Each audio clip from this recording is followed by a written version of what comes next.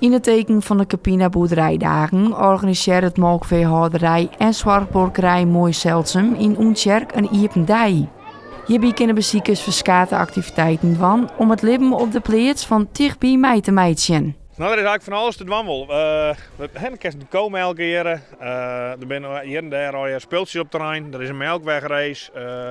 Er is een veearts die vertelt wat over de koe, over de magen, over hoe een koe in de koe zit. Ik vind het wel leuk om gewoon de meesten wat de komst die aan hem hier wat te shuntelen. En nou ja, wij denken dat wij nu zeggen dat we wel een mooie locatie voor hadden. Jonkende Boerderijdagen is het voor het bedrijf ook een mooie gelegenheid om haar een 24-jaar jubileum te vieren. Mijn huis met mijn 24 jaar geleden begonnen, maar de oername van het bedrijf, dus van mijn pa en Bebbe. En ze hebben het melkveebedrijf staat erop zetten en daar hebben ze nou een zorg bij dienen, steeds maar bij zo'n zorg bij begonnen. Nou, en dat geheel bestaat nou dit hier 24 jaar. Ja, het is eigenlijk een combinatie. Ze hebben hier een zorgboerderij. Ja. En ze bestond ook 24 jaar dit hier. En de zorgboerderij die had steeds maar, die vangt al je bijen op. En dat in combinatie met echte kei. Dus ze werken hier.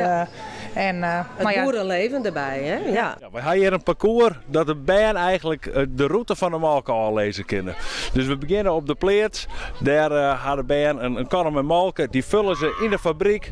Die maakt je de tocht van de fabriek naar de winkel. En in de winkel gaat de melken over de toonbank naar huis. We hebben hier al bijen van verschillende leeftijden. Dus er zijn bijen die willen alleen de gliedsbaan doen. En de bijen die zijn alleen maar die flesjes ondergaan. Maar ik geloof dat ze een hele protte willen hebben.